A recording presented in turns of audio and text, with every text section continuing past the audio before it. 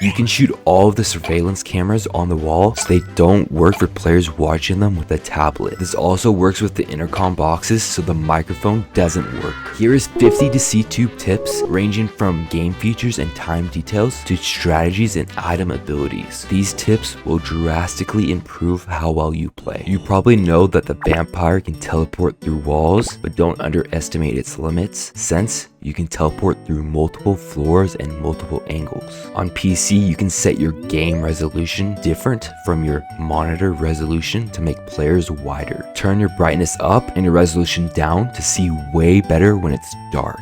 If your sanity starts to get drained from the eyes and the in-between, simply block the view of the eyes and your sanity will stop draining. You can destroy the generator on the circus and hold on to the motor parts to stop players from doing any tasks. After 3 minutes of the generator being destroyed, the generator on the circus automatically fixes itself. If you hear a laugh when an altar has been hit, then that means it was the infected's ability, not an actual player activating the altar. You can leap before opening the shop or doing altars to allow you to be further away from that area. Once your mimic or soulbound ability becomes available, it will take 2 minutes and 30 seconds for the game to automatically assign yourself a role or partner. Once you complete a task, another task will appear 15 seconds after. You can get 10 sanity per task. If someone downs you, you will stay down for 10 seconds. If someone votes you while you are down, it will add 5 more seconds to your downtime. The in-between lasts for 60 seconds. If the infected does an alter, it adds 20 seconds to the in-between. If you do a leak, it will change the rate at which the in-between happens, 1/3 that of doing the first blood altar. So focus on doing the first blood altar by hand, not with the ability. After your first blood altar, the next blood altar changes the rate of the in-between 1/2 that of the first blood altar. So focus on hitting the first blood altar at the start. The time to jump through fences is just under 2 seconds. The time to get past cracks is 1 second. If you speedrun the tasks at the start, you can get 17 tasks done before the first in-between happens. But it could be possible to do 18 tasks before the first in-between happens. It takes 4 seconds for your light camera to reload. It takes 2 seconds to apply an item like the ball and chain on a player. It takes 2.5 seconds to reload the pistol. If you are the seer, you can camp shops or available tasks to clear people at night. You can follow players' shadows at night, and if you hear or see 2 infected players, you know they can't be infected. As the Phantom, you can go into the confession booth on Manor to get the other player to kill you. As the Phantom, try not to talk at all, but still try to stay in the middle of conflicts, since it's not apparent that you're trying to get caught, but you are still in the middle of things. This works almost every time for me. If you're the chemist, poison players who don't have mics, or try not poisoning people at all and try to stay alive till the very end to then poison them. If you know who the infected is as Mimic, give the infected a walkie-talkie to blackmail them into outing their partner so you can be infected. As soulbound, you should soulbound the person who got scanned so your partner is less likely to die. You should camp the teleporters if there's a vampire, since they can't go through the teleporters. If a player is camping a teleporter when you are the vampire, try sending bats to them and then camp where their teleporter exits to catch them when they go through the teleporter. You can actually see if the infected is camping a teleporter through the portal. Try to group up with everybody to grab a key, even if there is an infected player in the group, since the infected is likely to be left behind with your teammates' flashes. You should use the oracle to find out who the infected is. You can use the how many innocents are in this tent with people you believe are innocent. You can use how many infected are in this tent for people you believe are infected. You can use who has lost the least amount of sanity with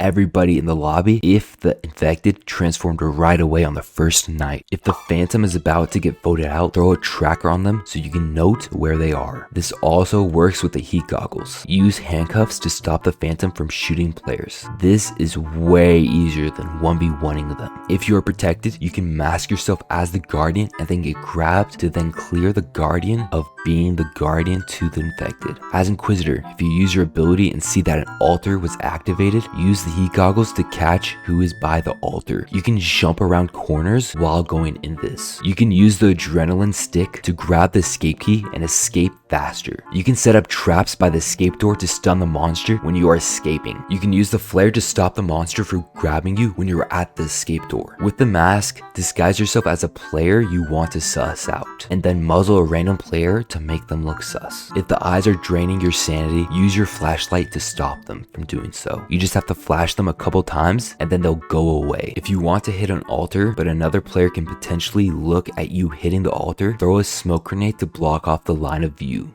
I have a lot more tips, so let me know if you want me to do a 60 Deceit 2 tips video.